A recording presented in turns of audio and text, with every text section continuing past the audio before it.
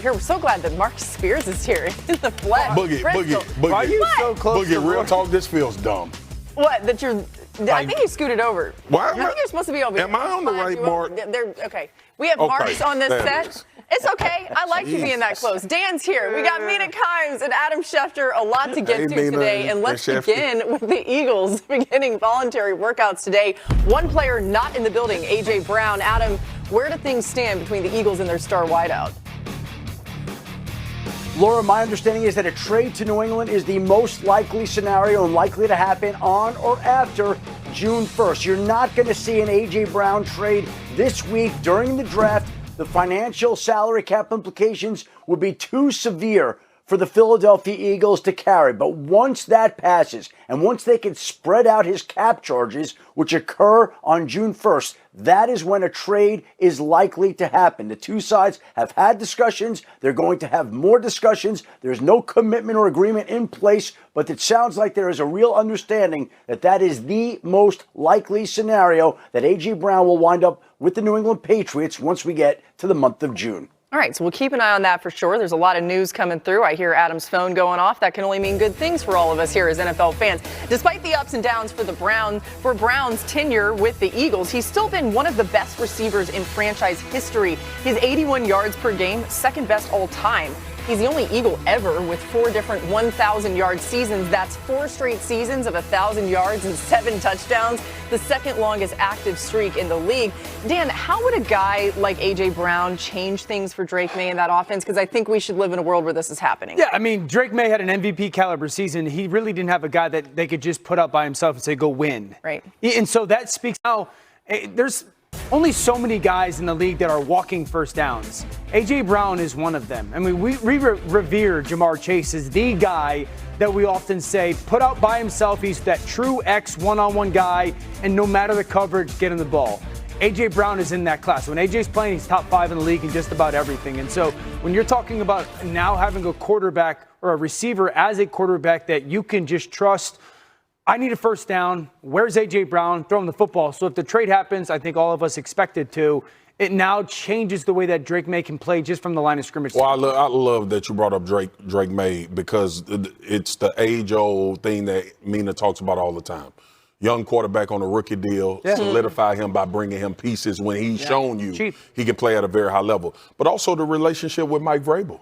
All of that ended badly in Tennessee with these players when you see where Tennessee has been. Now, I think they on the uptick now, but when you start to think about the New England Patriots, and I remember being there for Monday night and in the playoff game, and you saw the relationship between the head coach and player, because we are not going to get past the elephant in the room that this relationship in Philly seems to be scorned. It seems to be a lot going on internally with A.J. Brown as well. So a trade coming about, some familiarity, a young quarterback on the ascend, a team that you saw go to the Super Bowl last year, and just a fresh start. I'm actually excited about it, especially with what we know New England to be as far as how young that football team is. Again, Adam's reporting today, A.J. Brown expected to be a Patriot after June 1st. Mina, how do you see Brown impacting that Pats offense if he ends up there? I mean, Dan described it best. He gets you a bucket when you need it. He's the exact type of receiver that they've been looking for. He has the size and the ball skills that few corners in the NFL can handle, wins at all 3 levels. He affects the way defenses play you. And that's something I wanted to zero in on here, because over the last 3 years, the New England Patriots have faced man coverage more than any other team in the NFL, over 50% of the time. In that same time frame, which receiver leads all receivers league-wide in yards per route run against man coverage? It's A.J. Brown. Now, that means they're going to face less of it. They're going to face more too high, which should open up things for everyone else. The run game for some of those other receivers who can work underneath. There'll be a trickle-down effect just by having him on the field. So for New England, I think this made a ton of sense, especially because while they have a young quarterback, they are on a playoff timeline. They're just in the Super Bowl, so this is the kind of player that you want to add. Yeah, think about the roles, too. I mean, you're going to have 2 just big-bodied starting receivers, Kayshon Boutte and A.J. Brown on the outside. Dobbs is plenty capable of working on the inside. You've got Pop Douglas still. You've got a burner in Kyle Williams. Don't forget Mac Hollins. And so this went from, at this point last year, like a significant weakness in their football team to now you have so many, and for Josh McDaniels, who's a mad scientist with just creating matchups off roles, you have so many different guys that can fill and kind of thrive in so many different roles with their physical kind of abilities. It's a big deal. Mina, this makes me think about Thursday. I mean, 3 days away from the draft. How do you see the Browns situation impacting Philly's decisions on draft night?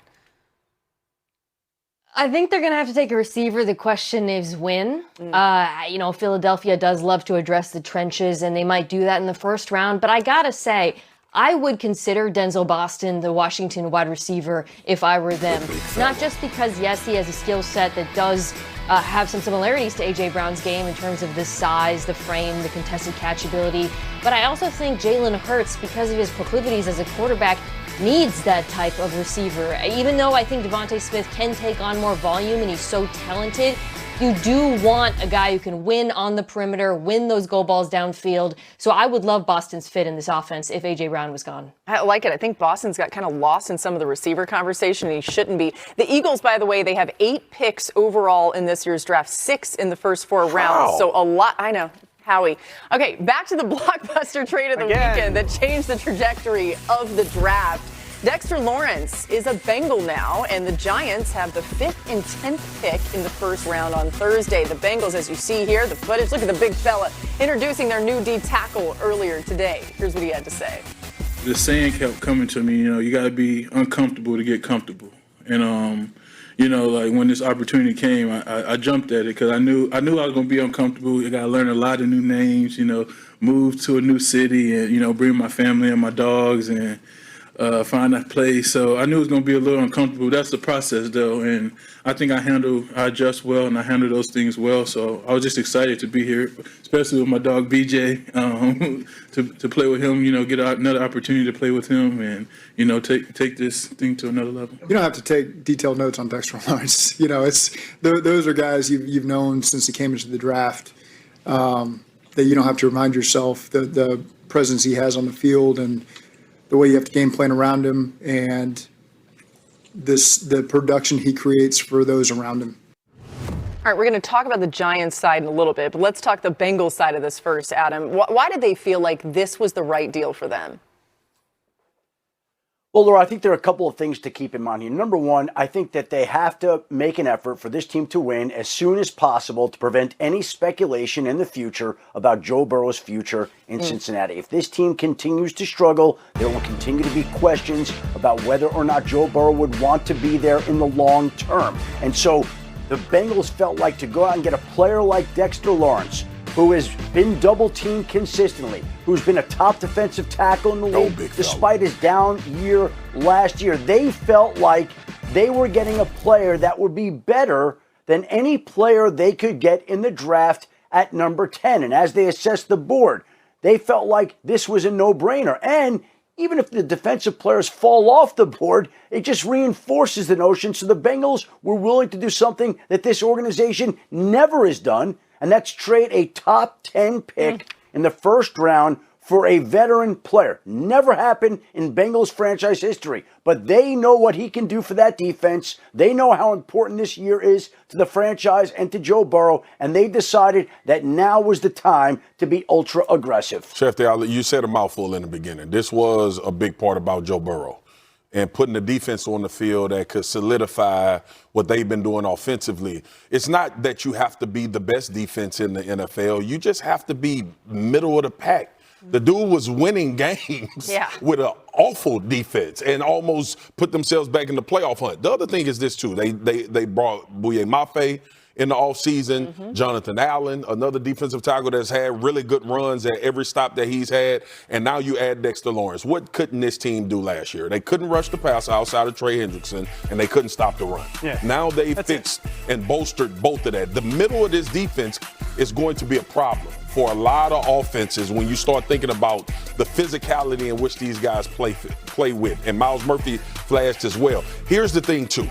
If you're Cincinnati, when do you break the trend?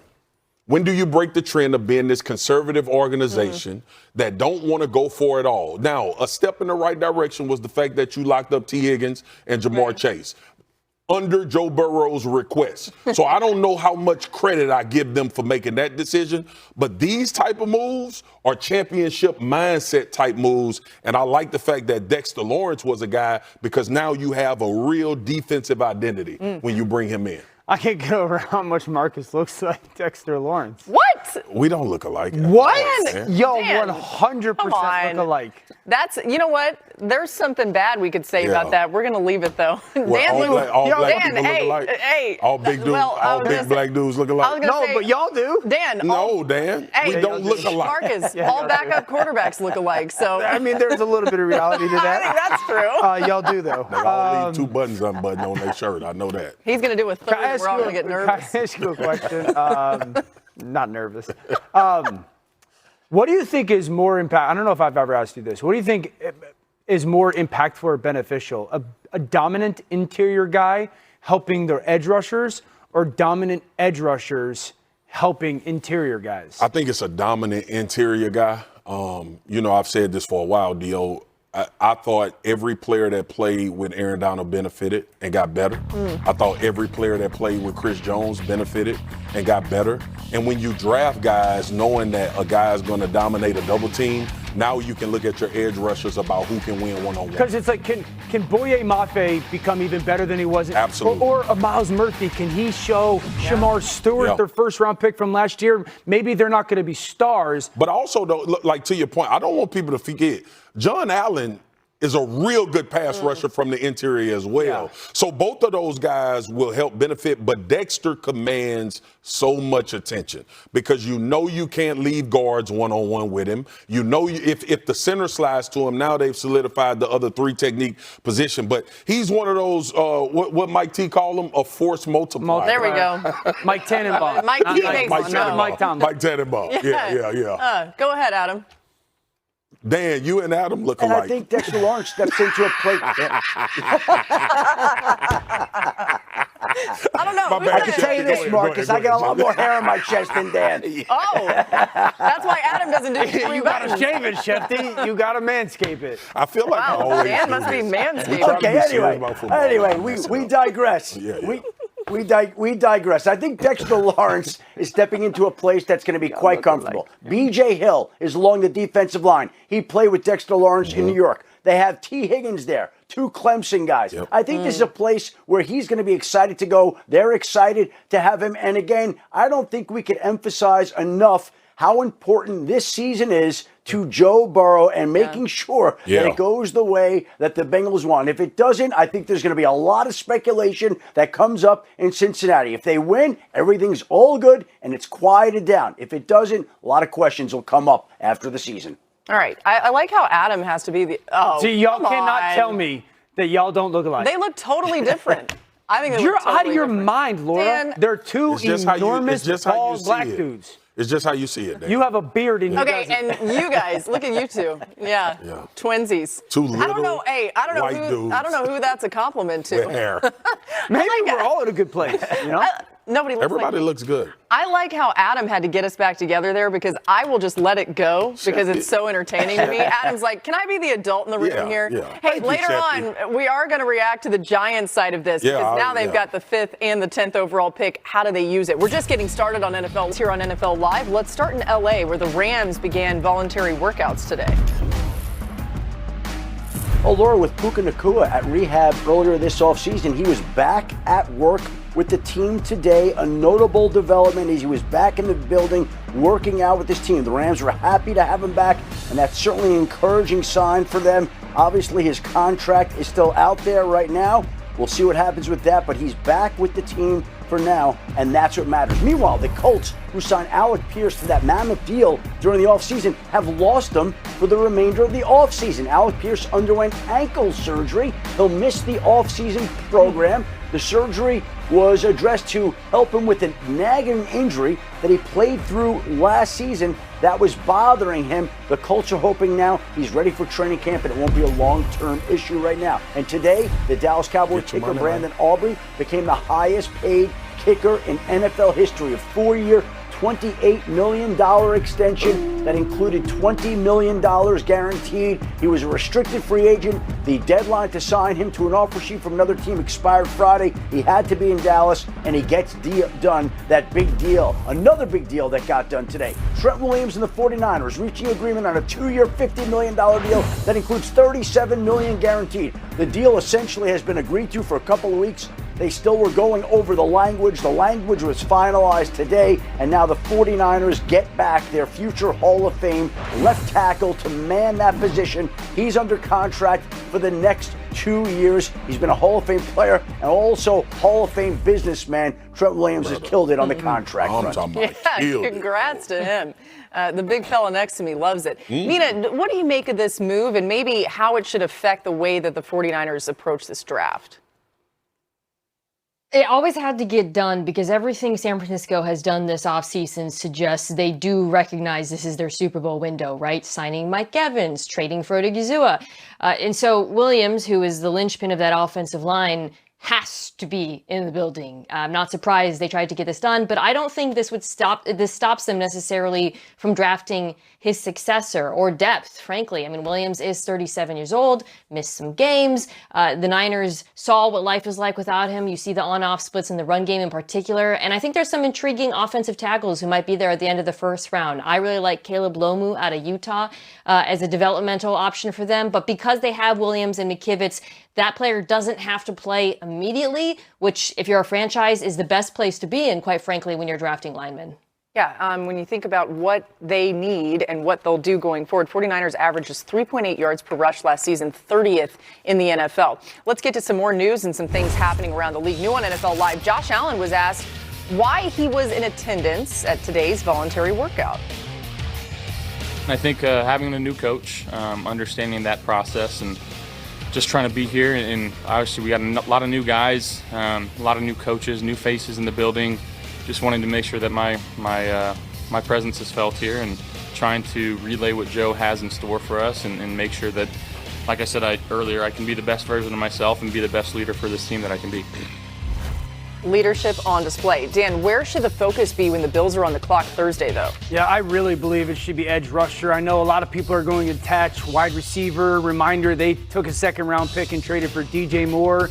Keldrick Falk out of Auburn is a nice player. Could somehow Akeem Mesidor from Miami fall to them. I just think with where they are as a football team, and I think the way that they're stylistically built to play offense, they don't necessarily need another wide receiver.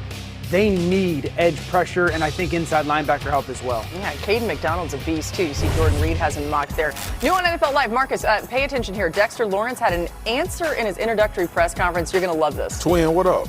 It seems like over the last couple of years, teams that have been really successful have had really good defensive lines. Yep. Why do you think that trend has been prevalent, really, over the last couple of years? You know, we're the best athletes on the field. It's easy, man.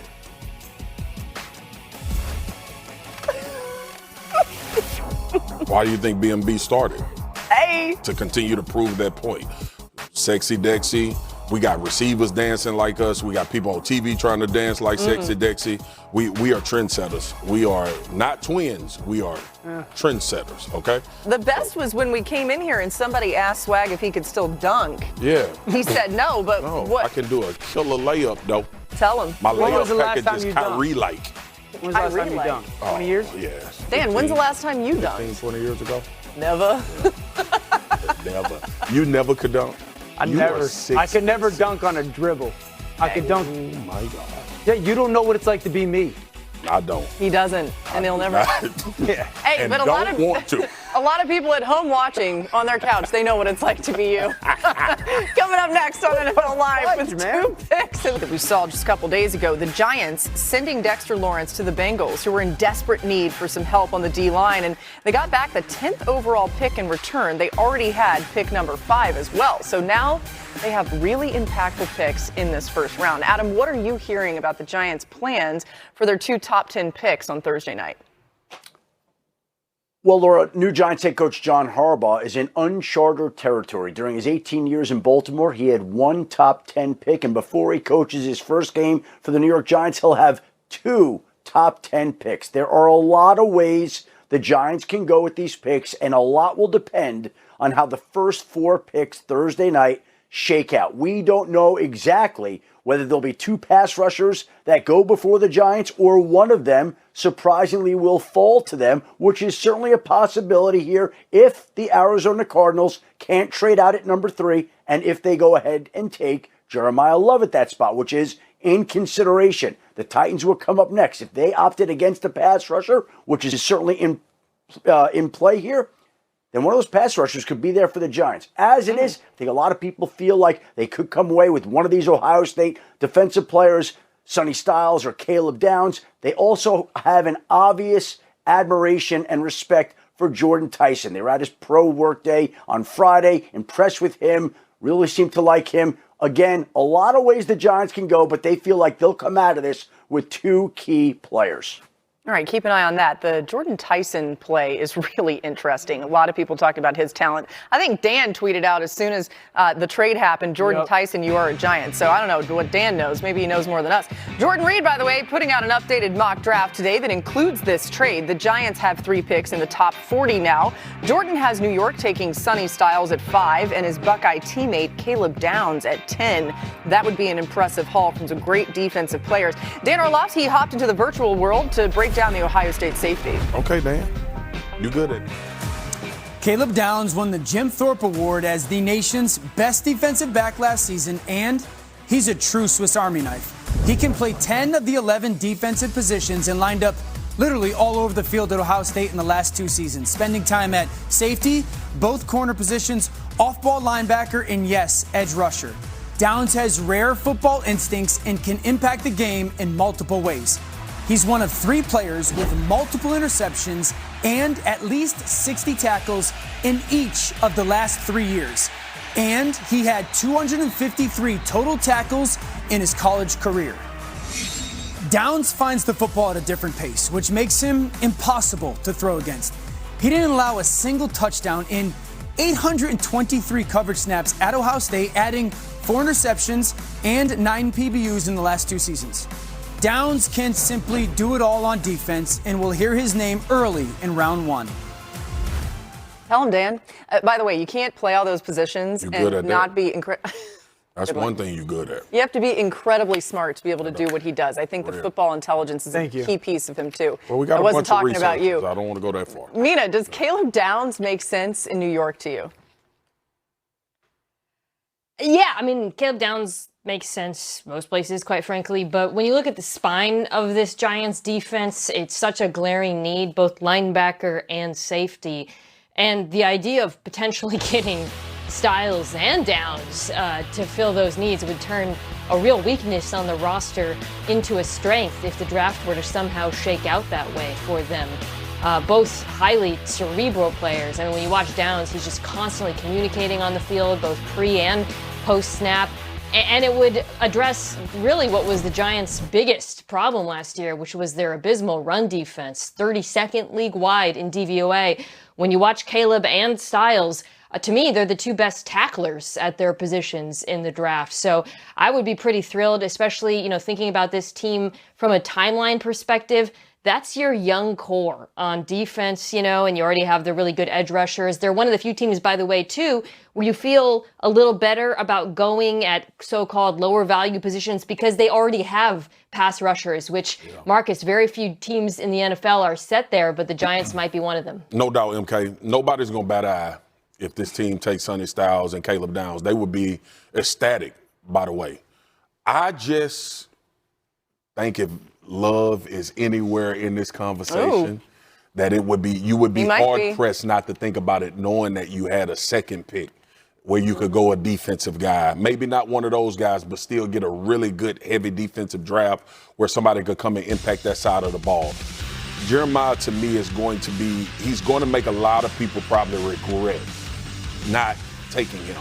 I look at the impact that a Bijan Robinson has made, even though that team hasn't won a lot. But you think about a young quarterback in New York. John Harbaugh he wants to run the football at a high clip. He's had successful running backs in Baltimore his entire career, damn near. They've been one of the leading rushing teams. So I don't think you can just pass that pick with love and say, well, we're not going to think about it because we need to build this defense in such a defensive-rich draft where you may be able to really get good players later on. I think Jeremiah Love's name is going to fly around in that room. He's not going to still be there at 10, so you'd have to take him at 5. Right? Correct. Yeah. And we'll get into it as this week goes. I think Giants at 5 and 10. I wanted to hit on Downs a little bit. I think he plays a premium position in the NFL nowadays. About 2 or 3 years ago, our show started to talk about how football was kind of circling back to, running the football. And then the last year or two, it was a little bit more of offenses playing from underneath the center, multiple tight ends on the field. You and I grew up in the era where the nickel was as important a position as there was in football. And if I just look at the defenses that were really good last year. They all had one. Nicky Manwari in Seattle changed it. Cooper DeJean in Philly changed it. Derwin James in L.A. impacted it. Jalen Petrie in Houston changed it. McMillan in Denver. I just think he may not be your every down safety. Yeah. I think he's an every down nickel. And I just believe that is a premium position in the NFL. You could go back to Tyrann Mathieu when he came to Kansas City. 100%. You can go back. Kyle Hamilton in Baltimore. Yeah, because, Mina, some people say, well, this is too high to take a safety. But to Dan's point, the versatility there and how he would actually play, right, makes you say at 5 it's not at all too high. I think it also has to do with the alternatives because, if you don't take it, if there's a premium edge rusher, you take the edge rusher over the safety if you had a real need at corner because of the financial aspects, but that's just not the case, right, potentially for New York. The player he reminds me of, we're going to talk about this later in the week, is Brian Branch, actually. Totally. Who fell way too far for Detroit in terms of how I would use him, his potential as a blitzer as well, but the fact that you could have him closer to the box. He's so good against the run, but also has the ability to cover tight ends and backs. And I do think Branch's versatility, when you look at his snaps, it looks pretty similar to what Dan showed at the beginning of this when talking about Caleb Downs and how he was utilized at Ohio State. And you got to deal with Dallas and Philly. So I get it. And you got to deal with tight ends. Yeah. You got to deal with tight ends in every down. Good numbers. By the way, speaking of Cowboys, we haven't talked about them all show, but we're doing it next. Yay! On Aaron, I know you guys are going to ask me on Aaron. We've had some great communication with Aaron, and nothing's changed, but it's all been positive and good. And I said this to you guys in March when we met. He knows how we feel about him, and we know how he feels about us. All right, so it's going to happen right at some point, but does the uncertainty with Rodgers change the way that Pittsburgh goes about the draft this week? No, I don't think Aaron's decision should impact what the Steelers do in the draft. I do believe the Steelers should be in the quarterback conversation in this draft. I also believe that Aaron Rodgers is going to be their starting quarterback. At some point, we have to get younger at the position and take a shot at a younger player and see if they could potentially be the future. Now, this is also a team that was slow last year. And so if you're the Pittsburgh Steelers and you don't like Ty Simpson, the young man out of Alabama, then go get more athletic at the safety position. Improve the interior offense of your offensive line. But I don't think Rodgers' decision should determine whether they take a quarterback in any round, let alone in the first round. Yeah, everything that you read about the way they'll approach this is just best player available right there for them, which makes sense in the first round. Which seems like they do every year, right? Yeah, it's part of their tradition. Let's go on trend now. Take a look at some of the notable storylines across the league. Let's start with the Cowboys. Dallas's defense was dreadful. Only way but up, baby. Woo! It can only go up from here. Ranking last in points per game, second worst in yards per play. The Cowboys struggled to stop the run and the pass. Their defense, the pass defense, couldn't get off the field on third downs. Marcus, how did the Cowboys reverse that trend Thursday night? Yeah, look, Dallas has had actually a phenomenal track record in drafting corners. They identify them. They do a really good job. Will McClay and his staff, they draft really well in Dallas. I think these two guys are obviously the leaders in the clubhouse. Mansour Delane, who Dallas has liked, cornerbacks, go back to Mo Claiborne from LSU, played well for them. And you think about McCoy, had not been for the ACL, people talk about him potentially being the number one corner in this draft. We know Diggs left this team. They got traded him. They locked up they locked up some guys, brought some guys in free agency, but I still think you want that stalwart number one that they've been searching for a while since Diggs suffered all those injuries. All right, let's stay on trend here, taking us to the Emerald City, home of the champs. Seattle lost Super Bowl MVP Kenneth Walker to the Chiefs, and Zach Charbonnet tore his ACL just a few months ago. So the rest of the running back room unproven, which begs the question, Mina, is running back the right choice for the champs at 32? think that's a little rich for the position, particularly because of the drop-off after Jeremiyah Love. I also think Seattle could get a really good cornerback there, and I would address running back later in the draft.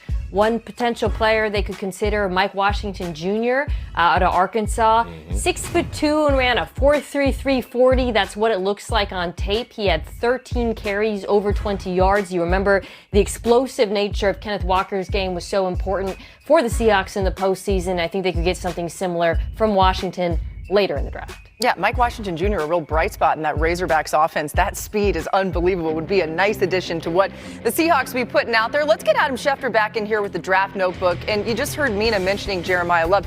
Feels like he's gaining a lot of traction here as a top 5 pick. What are you hearing? Laura, a lot of people believe he's the best player in this draft. Now the question becomes, how high can he go? And there are people around the league who believe that Arizona will have him in the conversation to go number 3. The Cardinals are going to listen to offers for the 3rd overall pick. We'll see ultimately what they decide. There are many holes they have to address, but there have been people out there saying it could be difficult for them to pass on the best player if he happens to be there at 3, which we are expecting.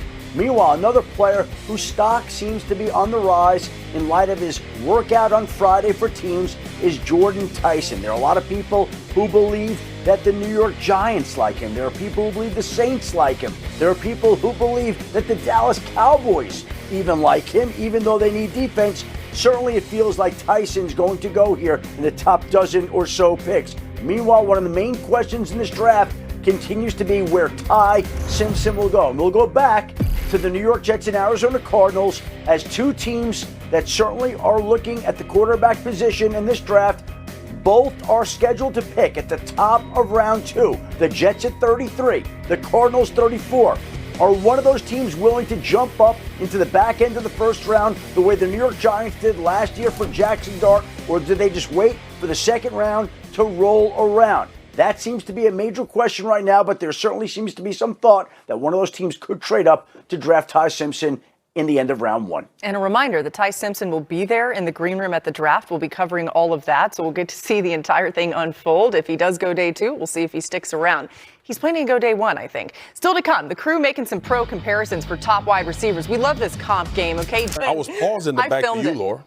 No, you for effect. Appreciate you, boo. Thank you. Appreciate Haters you. gonna hate. Hey, that was pretty good. Well. No, honestly, I think I'm out of a job. No, you did a good job. All the promos and anything like that going to you. Billboards. No, it's too. People are like, "What's she talking That's about?" too much of a serious job. No, your voice is great though. Jordan Reed, by the way, releasing his updated mock draft today. He's got 5 wide receivers going in the first round. Look at this: Carnell Tate, 6 overall to the Browns. Mekhi Lemon at 13, heading to the Rams.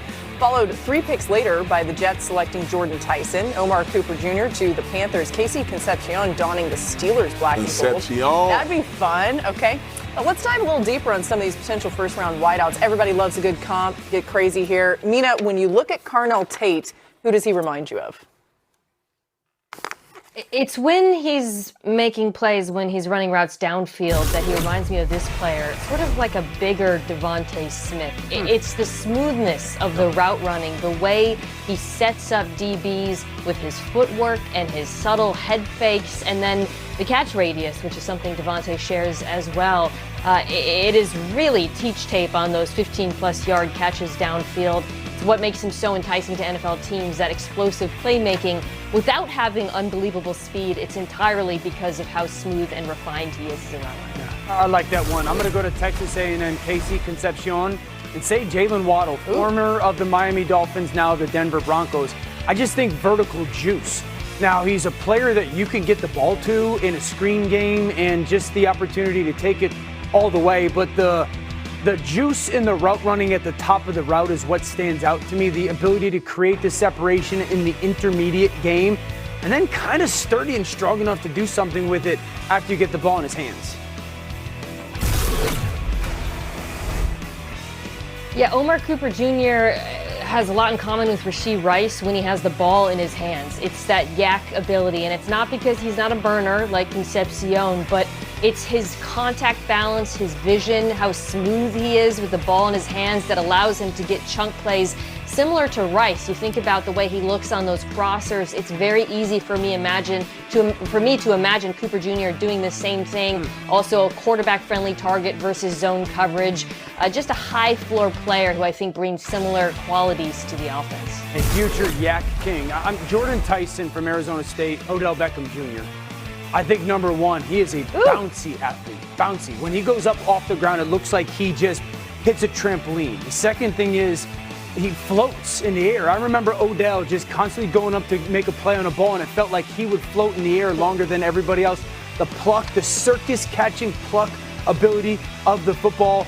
I think the last part is probably my favorite part. It looks like he toys with the defense. Odell had that arrogance in his game. He was just toying with guys. I see Jordan Tyson just having those similar traits where at times it looks like he's the man amongst boys on tape. Yeah, and we were in a text chat. Yeah. And he was like, wait, I went back and looked at him. I was like, bro, Odell. And it's because I actually attributed it, Dan, to the in and out quickness. Like Odell has a soccer background. Yeah. So that ability to stick your foot in the ground, hit you with 2 or 3 moves, and you feel like you in hell trying to figure out what he about to do. He has some of that on this tape as well. And then you look at the tough catch ability. Like he makes him look easy. He makes him look easy. Lemon does a really good job of that too at USC. But I really, really thought that Tyson was like, and the pedigree. His brother plays for the Cavs, right? You notice that very athletic, very competitive, and got some of that wide receiver a-hole to him that you need to have at that position in today's day and time. Jersey. Yeah. We love that. Mina, I do think it's worth pointing out to people if you're like, well, why is he not slotted for a lot of people ahead of Carnell Tate? It's because of the injuries, right? Yeah. And that is going to be a piece of this. There are some teams, Mina, that just are not going to be comfortable drafting a player as high as maybe he deserves to go because of the injury history. Yeah, not just injuries in one season, injuries in multiple seasons, right? And then the hammy being the latest one, which we're talking about how twitchy he is, and then you couple that with the hammy, and there is some concern, but that concern is mitigated for me by the upside. You talked about Mekhi Lemon. The biggest difference is Jordan Tyson is 6'2". Yep. The fact that he moves the way he does at that size is what's so unique. The suddenness coupled with that frame, it makes it really hard for cornerbacks to stay with him throughout a route. And the way he snaps guys off, it actually, Odell's a fun comp. It reminds me a little bit of a young Amari Cooper, the way where he sinks and then cuts coming out of his breaks. And it's really hard for corners to stay with him on those outbreakers as well as the digs. I think it's a really, really enticing skill set. You think about the work he could do at the intermediate level, in particular in the NFL, as a high-volume target. And then, with as you guys alluded to, the body control and the hands to finish the entire process.